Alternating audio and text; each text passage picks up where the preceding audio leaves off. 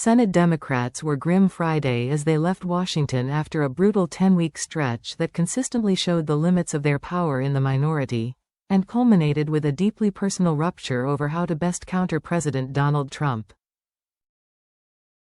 "Everyone made hard decisions, right? Really hard decisions," said Senator John Hickenlooper of Colorado, of the position in which Democrats found themselves over the last week as they had to decide between voting for a Republican spending bill they hated and shutting down the government. "It's like two horrible things, and you can't imagine either one."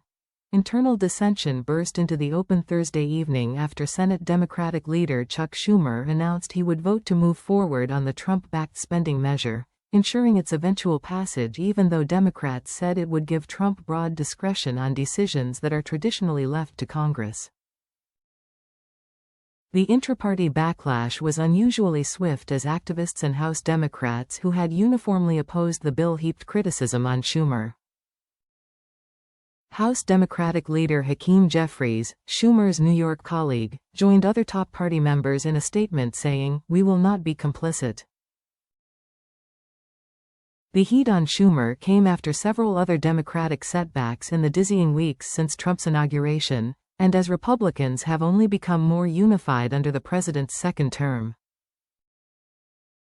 Republicans confirmed Trump's entire cabinet swiftly and with little internal disagreement, denying Democrats the needed votes to block nominees they saw as extreme, including Defense Secretary Pete Hegseth and Health and Human Services Secretary Robert F. Kennedy Jr. Democrats were also unable to stop a series of moves by Trump's administration that would normally be left to Congress under the law, including mass firings across the government. Adding to their challenges, the outlook for future Senate elections grew even gloomier after Democrats in 3 swing states, the latest being Jeanne Shaheen of New Hampshire, announced their retirement. The days leading up to Friday's vote on government spending were particularly bleak after several hours-long meetings that became contentious. Senate Democrats repeatedly left the meetings stone-faced and refusing to talk with reporters. The angst was particularly acute among rank and file who have spent years messaging about the perils of shutdowns. "It's a momentous decision," said Shaheen, one of 9 Democrats who voted with Schumer to keep the government open. The tension was unusually high after Senate Democrats had remained solidly unified through Trump's first term and through most of Democrat Joe Biden's presidency, when Democrats passed several major policy bills and held the Senate against perceived odds in the 2022 midterm elections. Schumer's move to support the spending legislation put him in the rare position of bucking his party's base.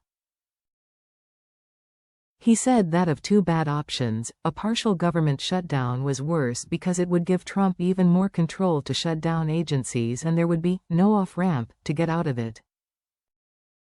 "I think people realize it's a tough choice," he said. Reaction to Schumer's decision was mixed. Massachusetts Senator Elizabeth Warren, who voted not to move forward on the spending measure, wouldn't answer when asked by reporters if she still has confidence in the Democratic leader. But Michigan Senator Gary Peters, who voted to move forward, said Schumer is showing leadership by taking a stand.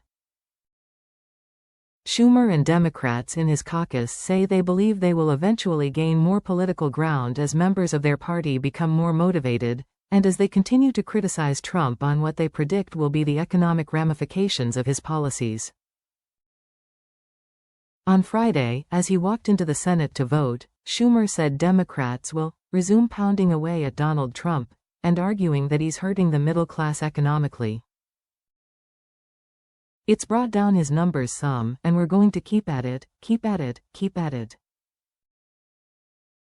Sen. Peter Welch, DVT, said that spending vote was a tough political call, but the party would continue to be unified on the economic message. "All of our base wants us to fight, and I am with them," said Welch, who voted not to move forward on the spending measure. But he questioned whether the party ever had any leverage, as Trump was preparing to blame them if there was a shutdown. Connecticut Senator Richard Blumenthal said Democrats need to keep their eyes on the ball.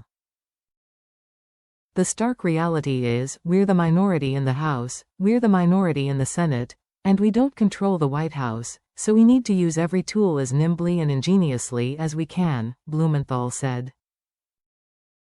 But most importantly, the growing anger.